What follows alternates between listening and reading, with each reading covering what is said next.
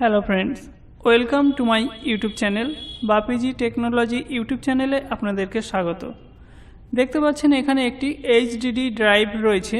এই HDD drive বা hard ডিস্কের সঙ্গে আমরা যখন কম্পিউটার যুক্ত করে রেখেছিলাম তখন কম্পিউটার এই হার্ড ডিস্ক শো করছিল না, অর্থাৎ কম্পিউটারে আমরা হার্ড ডিস্ক নট সাপোর্ট দেখতে পাচ্ছিলাম, ডিটেক্ট করছিল না। হার্ড ডিস্ক বা HDD কম্পিউটার ডিটেক্ট করতে পারছিল না। এই মুহূর্তে আমরা সরাসরি যদি বলি যে HDD বা হার্ড ড্রাইভটি খারাপ, তাহলে ভুল হবে। আমাদের বিভিন্ন যে কেবিল বা মাদারবোর্ডের যে কানেক্টর যদি ঠিকঠাকভাবে কানেক্ট না হয়ে থাকে, সেক্ষেত্রেও HDD ড্রাইভ বা হার্ড ড্রাইভ মাদারবোর্ডে সঙ্গে সঠিকভাবে যুক্ত না থাকার কারণে সাপোর্ট দেখায় না বা ডিটেক্ট করতে পারে না কম্পিউটার। সেক্ষেত্রে আমরা এই যে মাদারবোর্ড দেখতে পাচ্ছি, মাদারবোর্ডের যে SATA পোর্ট রয়েছে, SATA পোর্ট, এই SATA পোর্টের সঙ্গে আমাদের যে এই SATA কেবিল কানেক্ট করা থাকে, সেই কেবিলটি আমরা চেক করে দেখব আগে যে সেই কেবিলটি খারাপ আছে কিনা, তারপর আমরা শিওর হব এখানে যে HDD প্রবলেম আছে কিনা বা মাদারবোর্ড প্রবলেম আছে কিনা। SATA কেবিলটি চেক করার জন্য আমরা মাদারবোর্ডের উল্টো পারে যে SATA কানেক্টরের পিন রয়েছে তা পরিষ্কার করে নেব ভালোভাবে। পরিষ্কার করার পর আমরা SATA কেবিলটিকে মাদারবোর্ডের SATA কানেক্টরের সঙ্গে যুক্ত করব এবং একটি কনভার্টার নিয়েছি দেখতে পাচ্ছেন। এই কনভার্টারের সঙ্গে আমরা SATA কেবিলের অপর প্রান্তটি যুক্ত করে দেব। ঠিক এভাবে যুক্ত করে দিয়েছি। এখানে মাদারবোর্ডটিকে উল্টে নেব।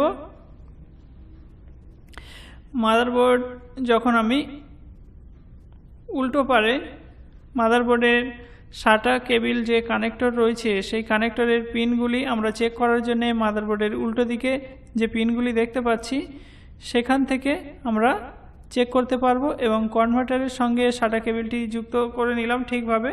করার পর আমরা এই কেবিলটি চেক করব। আমরা দুইভাবে চেক করতে পারি।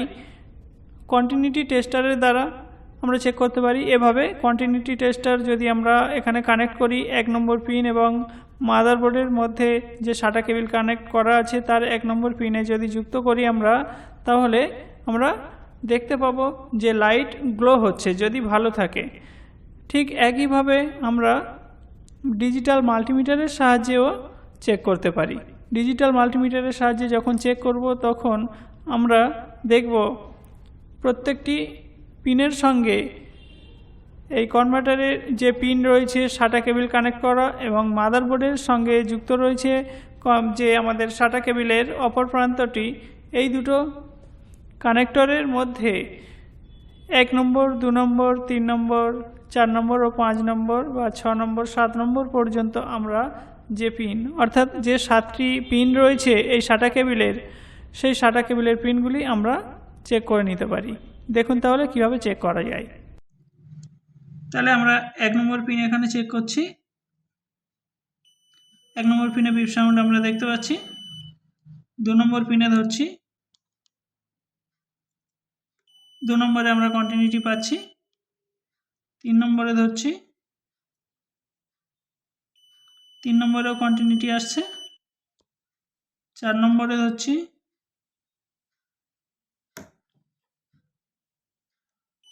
4 নম্বরে কন্টিনিউটি আসছে। 5 নম্বর, 6 নম্বর, 7 নম্বর।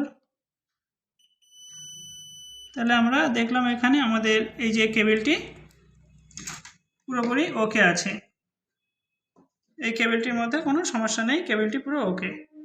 চেক করে দেখলাম এই SATA যে কানেক্টরটি রয়েছে, SATA কানেক্টরটি আমাদের ভালো রয়েছে।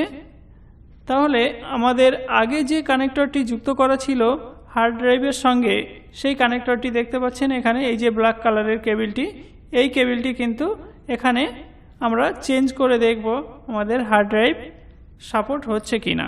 যদি সাপোর্ট না হয় তাহলে পরবর্তী স্টেপ আমরা এগিয়ে যাব। তাহলে দেখতে থাকুন। আমি যে কেবিলটি চেক করলাম এই মুহূর্তে, এই কেবিলটি চেক করার পর এই কেবিলটি চেক করার পর আমি হার্ড ড্রাইভের সঙ্গে যুক্ত করে দিলাম। এখন কম্পিউটারের সঙ্গে যুক্ত করেছি কেবিলটি। আমরা কম্পিউটার অন করে দেখব। কম্পিউটার অন করার পর দেখা যাক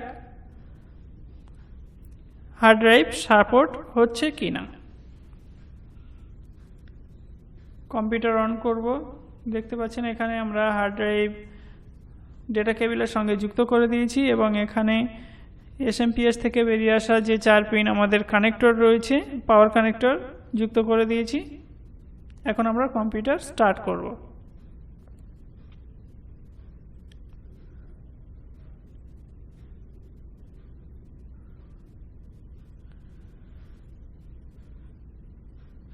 মনিটর এবং সিপিইউর পাওয়ার সুইচ অন করে দিয়েছি। পাওয়ার বাটন প্রেস করলাম সিপিইউ থেকে।